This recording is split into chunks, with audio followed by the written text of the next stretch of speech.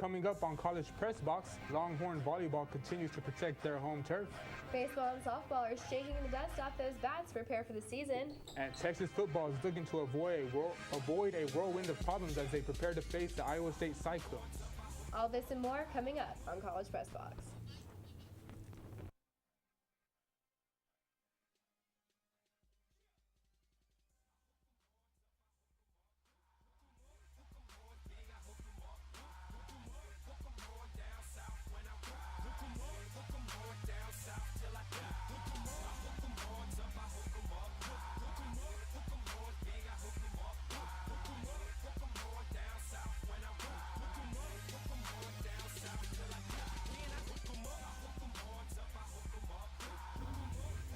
Good evening and welcome to this edition of College Press Box. I'm your host, Roman Coronado, and with me tonight is Rachel Winslow.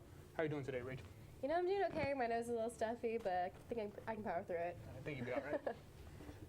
And we're starting the show off with some sad news today. Unfortunately, this morning, the Longhorn family lost a legacy, James Street, who led the 1969 Texas football team to a national championship, passed away at 65 years old. He's a legacy not just to Texas as a quarterback, but also as a pitcher to the Longhorn baseball team. We wish the best for his friends and family. Mac Brown had this to say at his weekly conference on Street. I will start today with the tragic news of the loss of James Street. Our thoughts and our prayers go out to his family and his many friends at this time of pain and sorrow. James was a very dear friend of mine. We do want to celebrate his life and remember all the things that he's accomplished. You start talking about maybe the only quarterback in history never to lose a football game as a starter. He won 20 straight. He and Coach Royal and Coach Ballard were so instrumental in changing the course of college football. James is a guy that we will all really, really miss. And you that didn't have a chance to be around him and get to know him and have his infectious personality help you really miss something. Although there wasn't a football game for Texas this past week and didn't stop talks about Mac Brown replacements. Most recently, Earl Campbell, former Texas running back, said that it's time for Mac to go. What do you think about that, Rachel? Well, you know, I think Mac Brown is one of the best coaches that Texas has ever had, and I think sometimes that Texas fans may have their expectations set a little bit too high, but I do think that Mac Brown's been around for quite some time, and his ways maybe are a little bit tried now, so I think it's time for him to go. Yeah, and DeLoss Dodds is now, everybody's saying he's resigning now, so we don't know what's going to happen with that, with maybe Mac Brown going up to that position, but I mean, there's a lot of different ways that this could pan out in the future. Yeah, so I can see that happening. Yeah. All right, well, now over to a team that hasn't struggled near as much in their season, Texas volleyball. The Longhorns had quite a crowd on Saturday when they swept Oklahoma. Their 3-0 defeat of OU marks their 42nd consecutive at-home win in Big 12 play. So let's check out some of the highlights. All right. OU sucks. Early in the first set, kill by Haley Eckerman with the assist from Hannah Allison. Texas grabs the point and extends the lead 5-3. Now late in the first, kill by freshman Chiaka Obogu, Texas goes up 24-17 and wins the first set. Chiaka Obogu sends it right back to OU's court now. Texas goes on to win the second set, 25-21. Now kill by freshman Pilar Victoria with the assist from Hannah Allison. Texas breaks the tie, extending the lead to 9-8. Another kill by Pilar with an assist from Hannah Allison. Texas breaks the tie again, 11-10. Okay, kill yet again by Pilar Victoria. Point Texas. Texas leads 22-17 and wins the set 25-19. Kat Bell and Bailey Webster and Haley Eckerman are celebrating their win with the eyes of Texas. All right, Melinda Billingsley, who was at Gregory for the game, has more. Approaching Big 12 play, Coach Jarrett Elliott wanted to see better team cooperation among the Longhorns. Coming into the rivalry match against OU, the Longhorns proved their ability to work together as a team. Senior Sarah Palmer believes that even the freshmen contribute to the team's success. It's been fun playing with Chi and Pilar and Chloe, but yeah, they're very athletic, and as you can tell tonight, they did a really good job in the front court and as well as in the back court with Pilar. So expect great things from them. As As the season goes on, the Longhorns are showing more cohesiveness on the court. With the freshmen stepping up in their roles, the team's chemistry and confidence are rising as they continue to compete in Big 12 play. Freshman middle blocker Chiaka Ogbogu came in second in blocks and tied for second in kills against OU. Ogbogu explains how veterans help her improve as a player. I think our team is doing a really good job of helping me and all the other freshmen get acclimated to the game, and I'm taking each game as a learning process. So every game I'm trying to better myself and better the ball and help the team out. Coach Elliott has high hopes for the Longhorns in the rest of their season. We had some spurts of playing at a very, very high level, and I think we're getting better each match, and we're seeing it more consistently for longer periods of time. And we're still got a lot to work for, but I feel good about my team right now, and they deserve a well-earned day off tomorrow. After a nice day off from practice, the Longhorns will prepare to play the Baylor Bears in Waco. Melinda Billingsley, College Press Box. In a row, the Longhorn soccer team was looking for their third straight victory. We go out to Mike A. Meyer Stadium for the highlights. The Longhorns are taking on the TCU Horned Frogs, jogging on the field, getting ready to play some game. Their first half, 44th minute, the score is tied at 0-0. Shantae Campbell passes to Whitney, who scores the first shot on the TCU goal. Texas leads 1-0. In the 18th minute, TCU's Michelle Prolock passes to Ham, who misses the header goal. Texas leads 1-0, and there she goes kicking that. She's just going to miss. It's going to go clear over, but it's all right. Get a second chance. And then we're going to have a corner kick in the 44th minute, blocked by Abby Smith. Texas leads 1-0. And here we go, last play. Texas is leading 1-0, 61st minute. And then she's going to go ahead and score that one. They're going to celebrate, be happy. Texas wins 2-0 in the Big 12 Conference. Soccer earned another win just 2 days later against Iowa State, making them 2-0 in Big 12 play. Let's take a look at some of the highlights from that game. Okay, well, they're setting up on the field. Coach Kelly has led Texas soccer to a 2-0 start for all 2 years. In the first period, Jennifer Dominguez takes the shot on goal, but it's blocked by Texas's Abby Smith, keeping the score 0-0. A header in for Texas in the 49th minute by Lindsay Meyer to Erin Strasser, and the goal is actually going to be made by Chantel Campbell. Now, Kelsey Schmidt to Marshall Davis for a goal. Texas is now 2-0 against ISU. With 10 minutes left in the game, and Iowa State didn't get a point on the board until the 83rd minute. The final for that game is going to be Texas 3, ISU 1. All right, well, coming up next, was the weather to blame for baseball's loss in their first game this season? And what's going on with the Longhorn track team? Don't go anywhere. More College Press Box coming up next.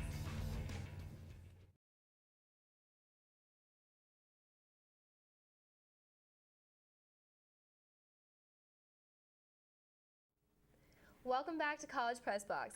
This past weekend, the weather took a break from being hot to being rainy and hot. It seemed like Mother Nature just didn't want the Longhorns to win against Lamar on Saturday. The game was originally scheduled for 12 innings, but it was called short at the bottom of the 11th because of heavy rain and lightning. Let's go out to the soggy field for the highlights. All right, Texas baseball singing the eyes of Texas before the game starts and before it starts raining. Top of the first, Well hits the ball into left field to send Sam Bumpers and Reed Seeley home. Lamar takes an early lead 2-0. Top of the second, Bumpers hits a double off Josh Sawyer and drives in another run for Lamar, putting Lamar up with a 3-1 lead. A wild pitch putting Lamar up with a dominating 3-1 lead. And a wild pitch by Garrett Autry allows Brett Boswell to run it home, pushing Texas to a 4-3 lead. Marlowe with the single into center field will allow Ben Johnson to score. Texas controlled the middle innings but lost it right here at the start of a 7th inning for the Cardinals. Lamar took a 10-5 lead. Texas tried to rally, but the weather wouldn't cooperate, and the lightning forced the game to be called. Texas lost 10-8 in the bottom of the 11th with 2 outs. While the MLB is ending their season heading into the famed October season, Longhorn baseball is at the beginning stages of their season, preparing for their spring. Let's see how the team fared against Texas State Bobcats. Fourth inning, 0-0. Zane Gerwitz on third. Mark Payton sacrifice bunt. Scores him in. There he goes. Texas goes up to 1. Texas State 0. Give a little butt slap right there. Nice. Going into the bullpen. Congratulations. Seventh inning. Texas still up 1. Texas State has runners on. Cody Love smacks that one, but laying out. Colin Shaw diving catch. Save scores from Texas State. Texas still up 1. And he's out there. Yeah. Good job, guy. Bottom of 7. Brooks Marlowe on third. Pass ball by Texas State catcher. There he goes. Marlowe comes in. He's going to score. He's going to slide. That was a nice slide. Texas goes up 2. Texas State 0. And then bottom of the 7th, Mark Payton on third. Brett Boswell sacrifice fly scores Mark Payton. Texas goes up 3. Texas is going to win that one 9-0. Softball continued the winning trend in women's sports department, crushing Incarnate Word 5-1. Let's take it out to Red McCombs and Charlene McCombs Field for the highlights. All right, they're getting pumped before the game starts, and now it's time to play ball. In the first inning, Bridget Washington hits it into deep center field, allowing a runner to make it all the way to third. Taylor Tom at bat now drives it in for Texas' first run of the game. Texas will go on to score 4 more in the first inning. A UIW hit into the right center field drives in their first run of the game. Now Texas is up 5-1 in the 7th. But a strikeout by Gabby Smith will solidify Texas's win of 5-1. Softball continued the day with the second game of a doubleheader against Odessa College. Let's go to the highlights. Before a game, the infielders talked before the second game. Taylor King is going to throw out a runner, stealing second. There she goes, stealing them out. That's an out. And then top of the first, runner stealing second. Oh, wait, bottom of the second. UC up 1-0. Lindsey Stephens hits a line drive past second baseman, drives the 2 runs, gets a double. There he goes. UT goes up 3-0. Devin Turning hits one deep to center, driving in 2 runs and getting a triple. UT goes to win this one, 18-0. Texas is up big. And there she goes. And we go now from diamond to grass-covered hills as Texas Cross Country hosted the annual Texas Invitational this past Friday. The men's team finished with the perfect score of 15 in the 8K. Junior Craig Lutz led the men's squad with a time of 24 minutes and 2.38 seconds. The 25-ranked women's team sped past the competition, taking first with a score of 18 in the 5K. Brittany Marches broke through and finished second with a time of 18:34.31 milliseconds. While the team had 5 out of the 5 top scorers, the teams have a break until Saturday, October 19th, when they will participate in the Wisconsin Adidas Invitational, which is one of the biggest tests for the team in the regular season before the Big 12 championship on November 2nd.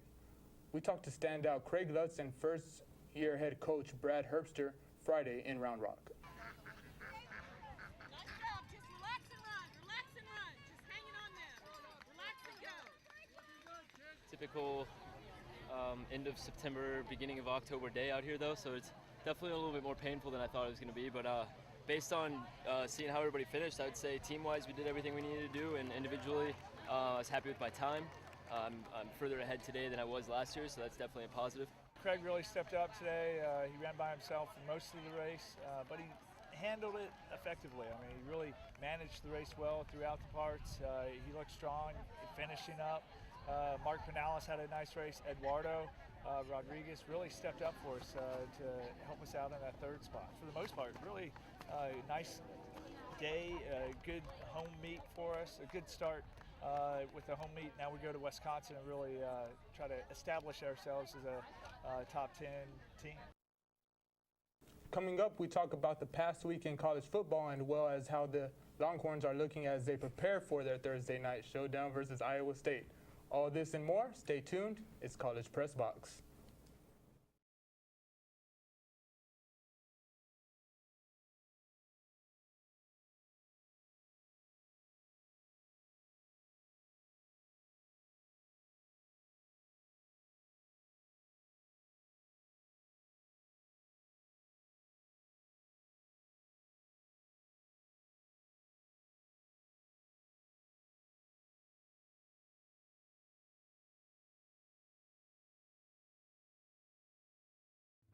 Welcome back to College Press Box, and we welcome a special guest to talk football with us. His name is Peter Splendoria.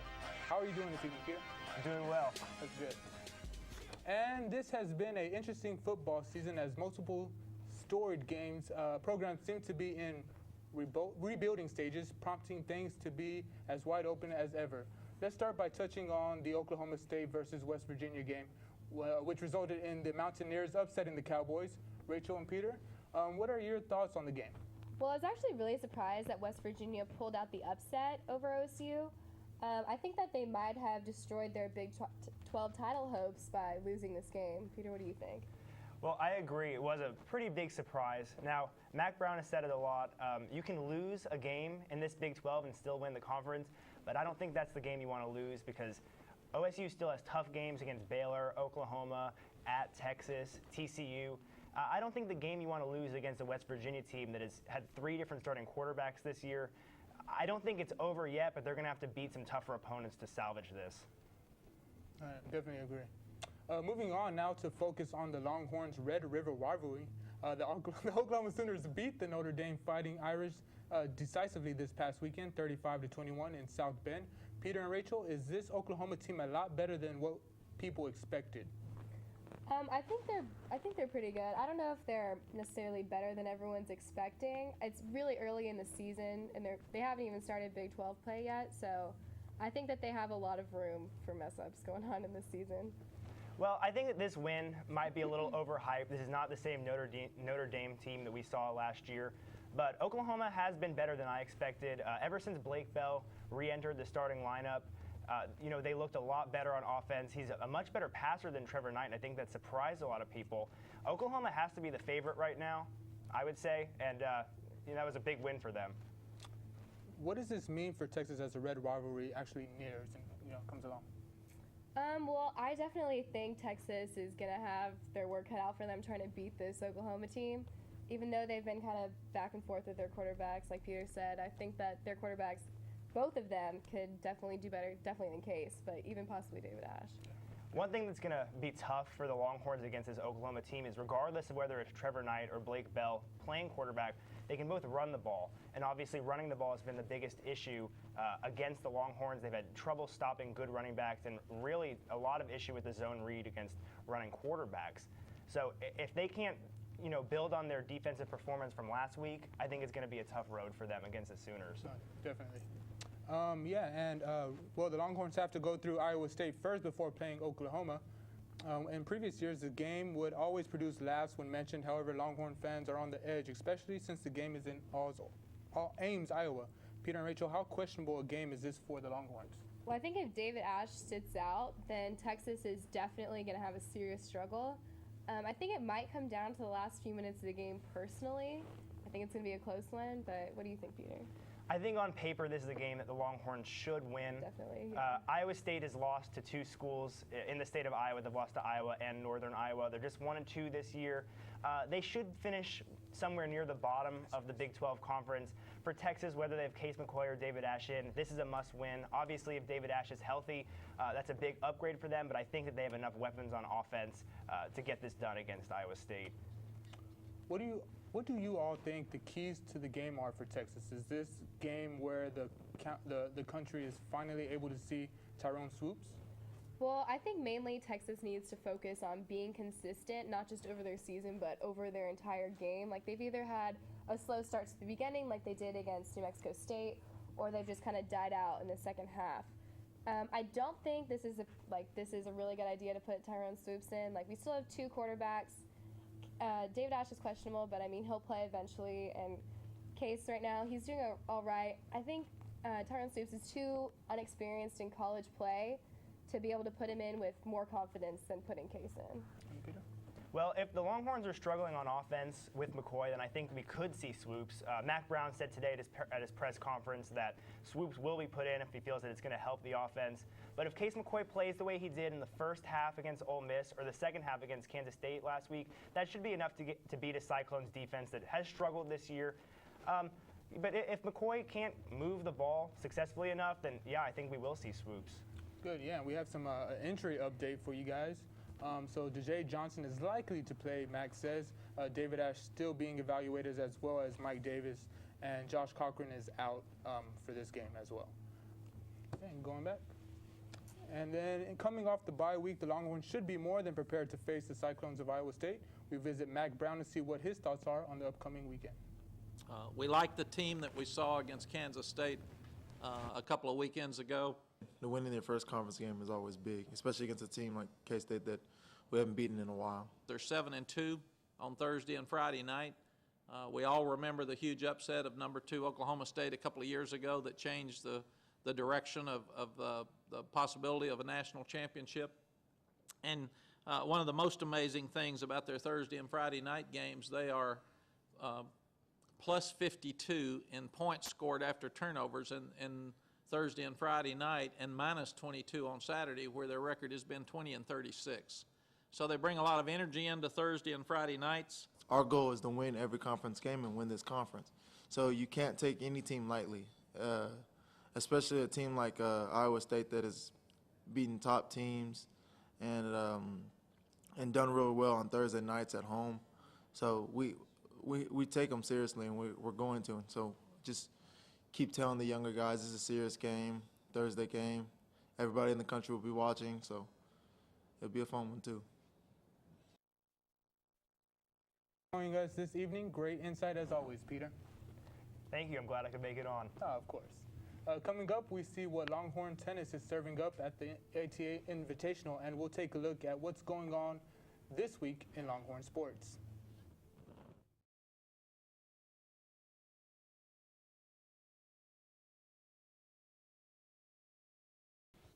Welcome back to College Press Box.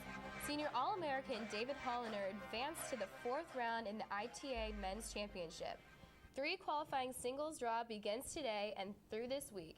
Check out our Twitter at College Press Box for more updates on that.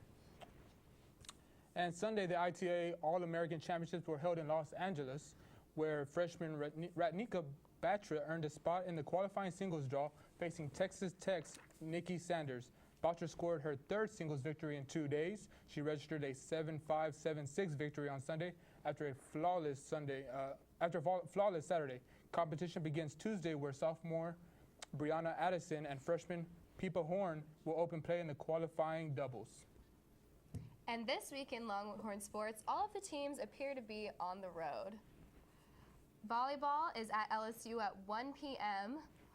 Rowing is at head of the Oklahoma all day on the 6th of October. Soccer is at Kansas at 1 p.m.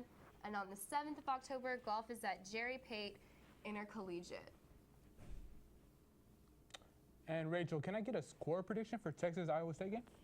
Well, you know, I have 2 score predictions for you, actually. Oh, okay. My first one is if they don't have David Ash, I see Texas winning 24-21.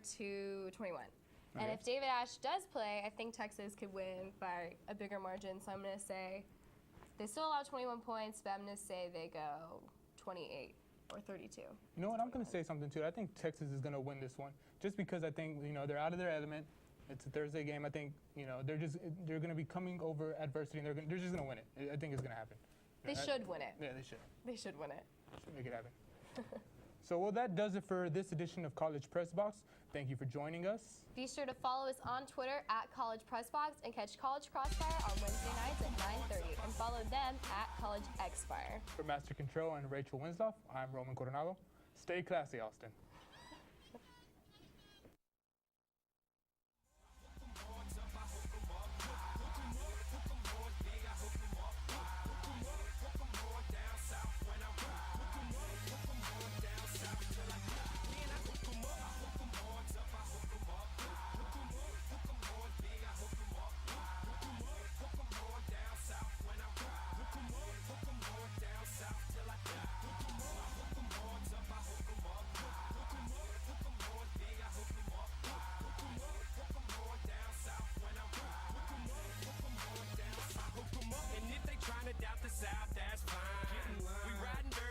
Same time shine. For all the dope boys pushing on the grind.